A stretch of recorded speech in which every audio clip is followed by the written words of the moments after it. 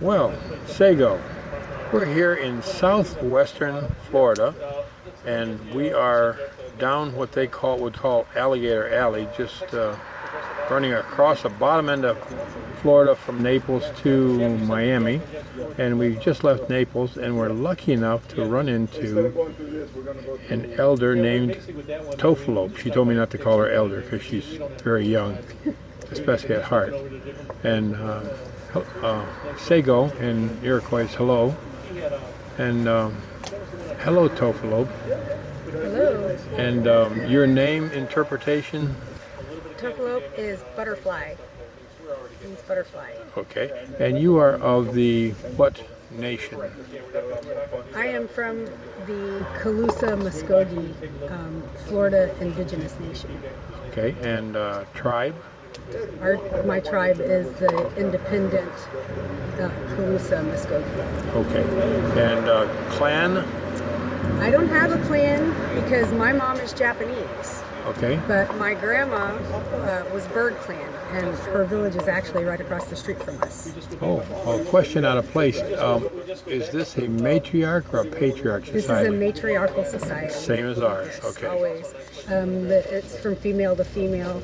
So as the male joins with another female, he takes on her clan. Well, my mom, being Japanese, doesn't have a clan. So Okay. I am Bird Clan descendant, is what I would say. That works out too, because my great grandmother had to join the Turtle Clan. I'm of the Turtles.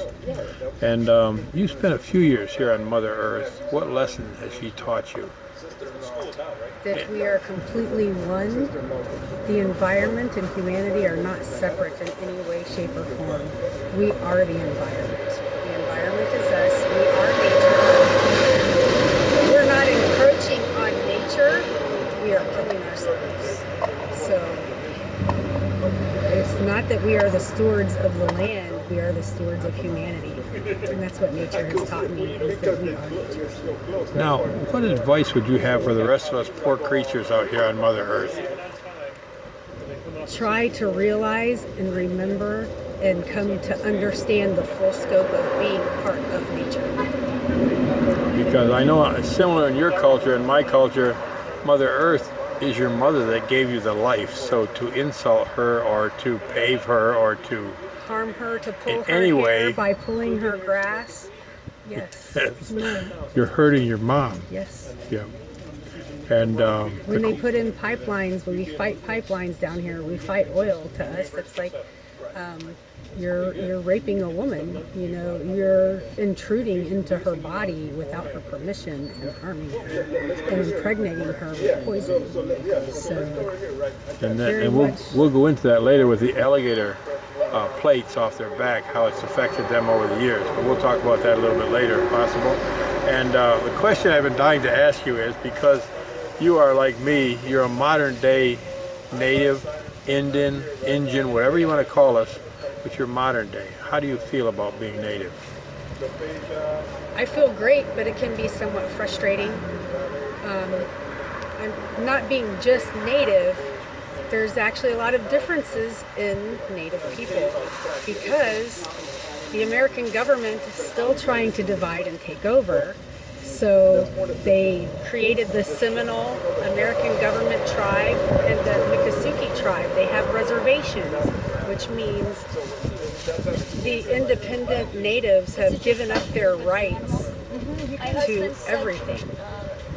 And then it also separates them because the reservations are forced to operate in an American government fashion by having an office and having officers just like an American government would do. And so that now also separates and makes us different than what we were to begin with. So they are still conquering. So we still battle that within ourselves amongst the tribes, because there's 9 tribes here in Florida. And the Seminole and Miccosukee tribes are now made up of those 9 tribes here in Florida. So across the street here, all the way through the Everglades, from Naples to Miami, that's all us independents that never joined anything That's why you'll see Indian Village, Indian Village, Indian Village instead of Miccosukee or Seminole Reservation. That's because we are all still here. We still do not acknowledge the American government or any of their power or laws, and they know that. They cannot intrude on us, although they try. And, it separates us. You have the casinos, natives, that have a lot of financial and medical benefits that the independents don't have. Right. And that causes separatism within the tribes, and that's very sad. And we all believe, both sides, that that's always still the conquering American government's plan. And we try to battle that by all of our powwows and events that we have. The tribes, the reservation tribes, try to use that money to support the outside independents. So all the events that we go to, they let us go to, and we don't pay a vendor fee, or if we do, it's very small. Right. And anyone who is not independent or a tribal member, their show fee is $500, $700, where they don't want to be there. So, and they also practice Indian law on the reservation, to where they can hire all the independents or natives they want, rather than someone qualified for the job. Right. Okay. And in your nation, or in your tribe, how many clans are there? Or I'm a turtle clan. Well, alligator clan is now extinct. So they're... Well, could you name them as you're going along? So bear, snake, bird, wind, panther. Panther clan is the guardian physical clan for us down here. Otter clan. Not sure which one, if I missed any. I'm trying to look at the wheel with all the things. I think that's it. Otter clan, deer clan, panther clan, turtle clan, snake clan. I'm not sure if I said bear, bird. Well, part unique part is that being Iroquois from Quebec originally, the animal clans that were related to the turtle, the bear, the wolf, they're just local animals. You have almost totally different, similar but totally different. Because we're here in Florida with different animals. Exactly, yeah. And I'm only saying this because the rest of the world doesn't realize. They think America is the size of England or the size of New Jersey. Right. They don't realize the size of this country, right, and the different things you go through from one place to another. And the Panther clan actually started out as the Bobcat clan down here. But I don't know, for some reason over the years it started to change. The thing I started to make a statement to you, I was raised on a Mohawk reservation thinking I knew something about being an Indian. I know nothing. There's so many, it's like Florida alone. There's so many different factions in Florida that nobody realizes. You know what I mean? Not nobody, but I mean the rest of the world just goes about their merry way thinking, oh, it's just, it's an Indian. It's an Indian. It's not. Florida is actually the most free state in the United States. As far as natives. As far as laws for both the white people and the natives. Florida, the politicians here have fought tooth and nail, along with, I guess, the locals, to keep their rights to make their own judgment and their own laws separate from the federal government. The federal government has encroached on all states to an extreme, where Florida has fought like nobody's business and has retained more of their free rights than any other state in the United States. And I do believe it's because they live here with the unconquered natives. Yeah. We're not conquered. Follow us, listen to us. If you want to be with us and be our friends and all of us coexist, then follow what we do and you'll be fine. Florida is still the most free state in the United States in modern day. Well, I've come to appreciate that because our reservation, for our own good, of course, was moved 3 times. And every time they moved it, they moved us from, we were swamp people. They moved us here, right here, for this gas station and this road and everything. And this is a historic village that's owned here now, a historical white village that came in and was made that village across the street move. ours was So moved have from. us move again, there'll be bloodshed. It won't happen. Well, that's what it happened to us. Ours was moved from swamp people when they made the St. Lawrence Seaway, and they changed the water table and drained the water. That's what they they're moved doing this here. up onto bedrock, so there's nothing you couldn't grow, animals couldn't feed. But when the swamp drained, the loam They're trying was to worth drain gold. the swamp right now. They're trying And to sell drain the swamp loam, right now. It's and the very politicians frustrating. came in and stripped it because they said it was hazardous material, but unfortunately they sold it for millions of dollars, and then they needed the bedrock, so they moved this downwind of a aluminum smelting plant, so cows and people didn't live very Yeah, long. that's not going to happen here. I know, but I'm saying when they went to move us the fourth time, we said there will be bloodshed. Yeah. You will not one blade of grass. I say it won't happen here. They try to make all kinds of that happen here all the time. We are constantly in court. We are constantly battling to protect our rights that are supposed to be protected already. Not just the native rights, but just simple, free American people rights. We end up fighting for both. No, I'm gonna pause here, and because I'd like to collect some of this as a story, if possible. There's the Florida Environmental Coalition sign. That's all of the nonprofit organizations that we have under us, because we will not conform to the American government's anything. We do not report how many members there are. We don't report how much money comes in or goes out. Or just because they have rules doesn't mean you have to adhere to them. It's your choice. Yeah, the rules are only if you honor them. Because if you don't consider them your rules. They're not my rules. Right. Well, thank you very much. I appreciate the time. Yeah. We're here again in southwestern Florida with Toefolope, and I got lucky enough somehow to stop alongside the road on Route 41 south if you're coming out of Naples, heading towards Miami or the other way. They have a great program here that they rescue creatures from the area, and the one that tickled me was the alligator that I'll show you later, the baby alligator, and they rescued her from a 10-gallon bucket. Her name is? Her name is Allie, because she's taken off of Alligator Alley. That's the home we found her in. And when you found her? I was really upset, but as best as I could, I convinced those people to let us have her and showed her what type of life she would have if she came with us. And thankfully to the Creator, they gave her to us. So now she's growing healthy, otherwise she was just in a ball. Now she's growing great and happy and sweet and just, yeah, she's a happy little gator. But she'd have probably died soon as a ball in a 10-gallon bucket. Yeah, she was starting to have physical difficulties with her legs. That's when I was kind to say, oh, can I, see her? It was literally to give her a physical evaluation by touching her and feeling her move. And a lot of her muscles had already begun to atrophy, and her spine was starting to stay kinked and curved.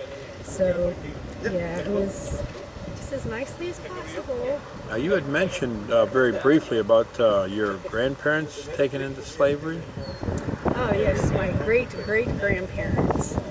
They, one was Muskogee, my grandfather was Muskogee, my grandmother was Calusa. They were both taken in as slaves from the Pine Island area and made into slaves up in the Tampa, Plant City area. And my great-grandma, Lily, was born into slavery. And she became free, also already completely disconnected from all tribes and all knowledge of where any of her other family was at. Obviously, being enslaved, you're not allowed to speak your language or do any of your traditional ceremonies. So to try to regain that, my granny was very adamant. My dad's mother was very adamant about regaining that, because she, as a youngster in school, in the white school she was made to go to, met a Seminole native, another native that had, their family had joined the Seminole tribe. And she married him and was able to get much more back in touch with the culture and her family and everything. But then, alcoholism took its toll on him and their marriage. Now, do you have an idea what year we're talking about in history, roughly? Doesn't have to be exact. For my great-great-grandparents becoming slaves, I don't remember that. I just have my stories, and I got to grow up with my great-grandma. She didn't pass away until 102. Shoot. I was 28 years old when she passed away.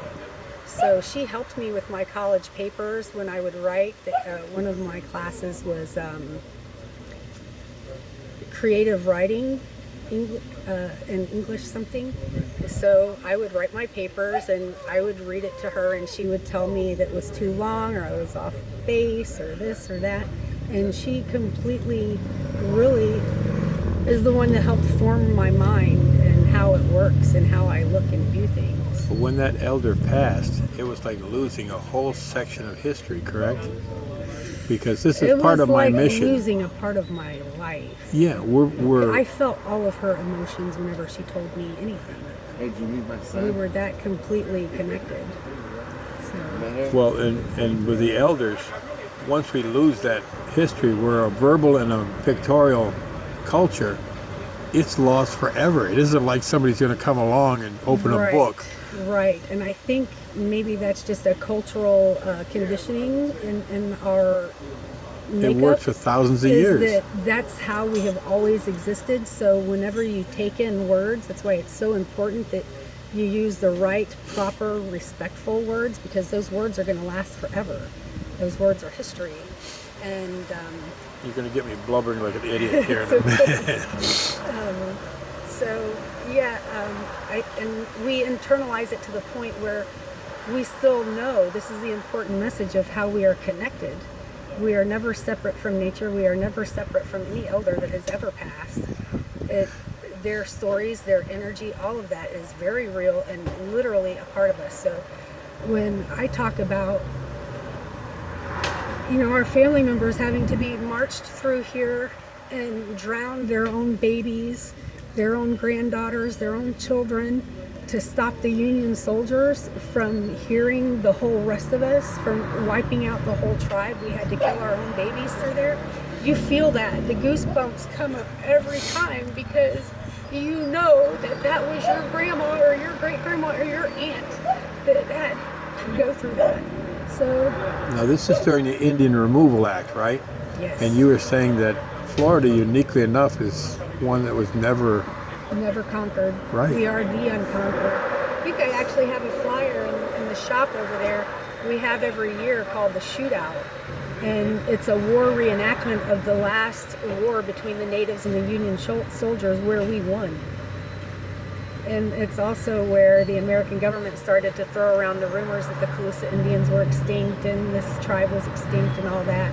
And now here, just in the past 2 years, you now see them backpedaling, saying that very possibly the Calusa are not extinct, and Yep. things like that. So it's another neat turn for being a modern day native, I guess you could say.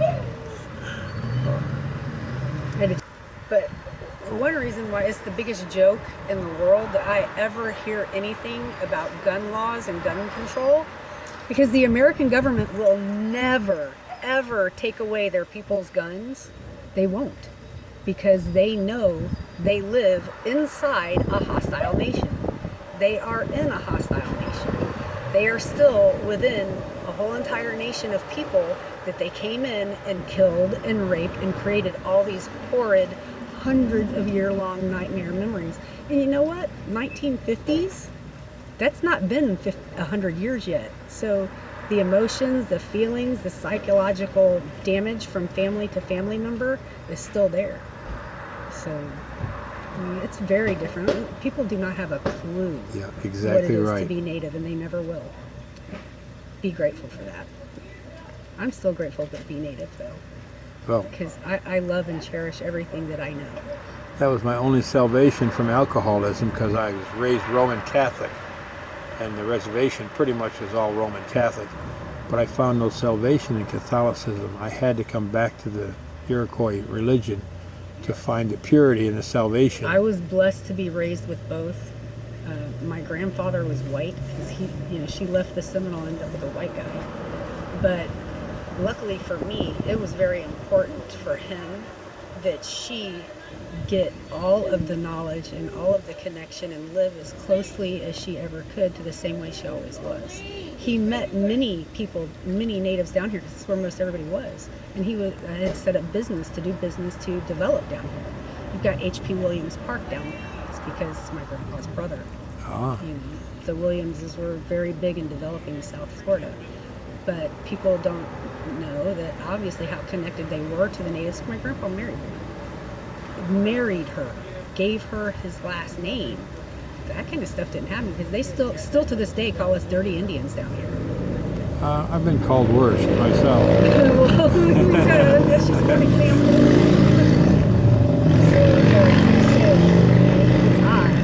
It's odd, and it's neat at the same time. Where it's sad, it's also very neat and cool because the bottom line, everybody's human. No matter what government controls them or, is over them, each person has their own compassion, their own understanding, their own disbelief that, how could, and they had no idea, their history books told them in high school, but now they're actually here living amongst us and can see and know, and they've been to our museums and have seen our history and proof and facts, and it's neat. It's a neat time to be alive. I have to agree. I don't know about this government though. Well, if you can make a difference, anything you could do to help preserve or be a part of the heritage, to me, is priceless. Well, I've been an environmental and human rights activist since I was a teenager. Obviously, my dad was very heavy into that because of my granny, of course.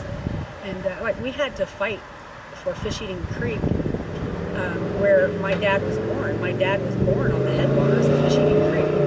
But yet, Weik's Brothers, a bologna meat company, and the American government was going to take it away from everybody who lived there because they had stationed the Union soldiers along that thing. And we're like, no, we still live off of that. Those fish still feed us. Those gators still feed us. Everything that eats off of that, that's what we eat off of. You can't take that from us. So while fighting for that, it was all about water, and their cattle was going to destroy the water and this and that, where we couldn't do the things that we needed to do. That's what gave Florida their clean water rights, clean water regulations. Florida actually has clean water regulations because of myself, my dad, and a white lady named Miss Ellen Peterson, and a white attorney named David Guest. Ellen Peterson was the president of Edison Community College, and David Guest was the head environmental attorney for the Sierra Club, which he later formed Earth Justice, and became the president of Earth Justice, and has fought alongside us, with us, and for us for human and environmental rights for over 30 years. Because like I said, I'm 43 now. I've been doing this since I was a teenager. I told them you were 21.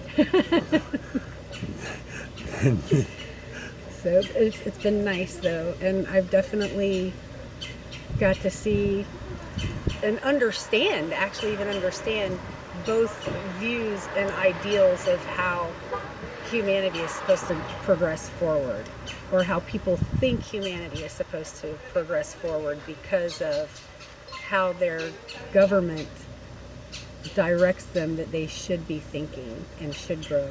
Like they wanted to take out our indigenous villages and even local businesses for a bicycle path down here. We had to fight eminent domain for our homes and businesses all the way through the Everglades from Miami to Naples for a bicycle path. That bicycle path in its construction plan had gas and oil exploration rights in that 300 and something page book. But they were just looking for gas and oil exploration rights. And they were really going to convince everybody that it was an eminent domain situation for a bicycle path. Let's pause here for just a sec.